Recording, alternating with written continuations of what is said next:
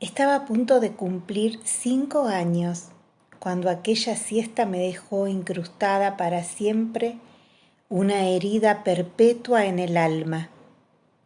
Palabras que por primera vez escuchaba interrumpieron el silencio de mi pueblo entrerriano. Guerra, explosión, hundimiento, torpedo, muerte. Con el tiempo, dolor, ausencia, espera, vacío, llantos, espera, angustia, espera, espera. Ver a mi madre sentada frente al televisor esperando noticias de su único hermano que iba en aquel crucero, cumpliendo con su colimba a sus 18 años.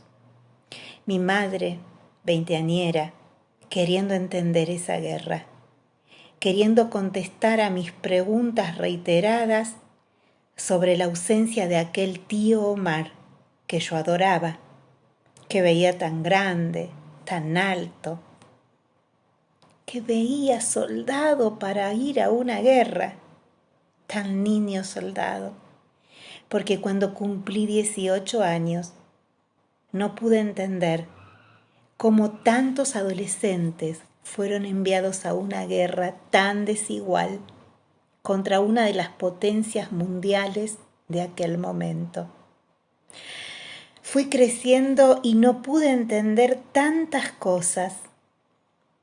No pude entender su muerte joven.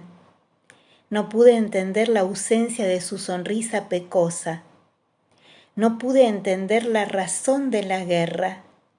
Y no pude entender por qué nunca recibió mis chocolates y bufandas. No pude entender la decisión tomada por aquel señor sentado detrás de un escritorio. No pude entender por qué volvieron tan flacos los que volvieron. No puedo entender, no puedo, no olvido, solo espero. Antes lo esperaba él, quizás volvía desmemoriado después de años y errante encontraba a su pueblo. Quizás fuera verdad que aquellas embarcaciones soviéticas que relata el libro El halcón perdido lo hubieran rescatado.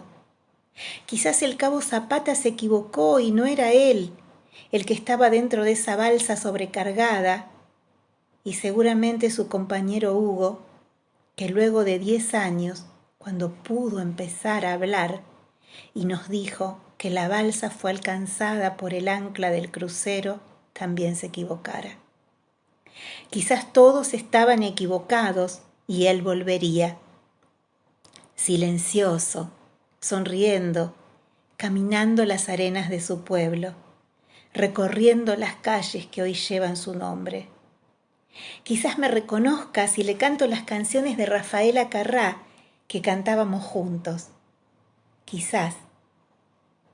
Pero después no fueron 10, fueron 15 años, y él no volvía con sus pecas y su sonrisa a buscarme. Después fueron 20, después 30. Cuando fueron 30 dejé de esperarlo. Seguramente fue el ancla o el océano.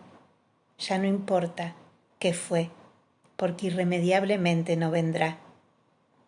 Pero sigo esperando alguna explicación coherente que me ayude a entender, que me ayude a pensar en lo irrisorio de aquella guerra, o de cualquier otra guerra, por supuesto, pero sobre todo aquella que para nuestros soldados fue una doble guerra, contra los ingleses, contra el hambre, contra el frío, contra muchos de sus propios jefes, a los que le brillaban las botas después de un combate, como lo relata el inglés en su libro La canción del soldado.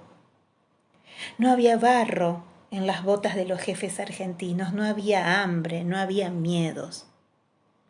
Sigo esperando alguna razón de aquella muerte, de aquellas tantas muertes, de aquella ausencia en mi infancia que me marcó la vida para siempre, que me hace temerle a los abandonos, que me hace permanecer sedienta de justicia, que me hace estar en donde estoy y no olvidar, y no rezar, y no creer, y no caer, y seguir levantándome una y otra vez por esta causa. Como me decía hace poco tiempo un gran amigo veterano, ellos volvieron para poder contarnos la historia, para honrar a sus hermanos caídos en aquella guerra. Y nosotros hoy estamos acá para agradecerles esa historia. Ellos son la memoria y la historia viviente, son los que le dieron voz a nuestros muertos, a aquellos que dejaron su vida por la patria, a aquellos 649 héroes que como Omar no pudieron volver para contarla. Sin ellos tendríamos la mitad de la historia. Por eso hoy honramos la memoria de nuestros caídos y también honramos a aquellos que volvieron a poner palabras a tanta tristeza y a tanto orgullo argentino. Muchas gracias.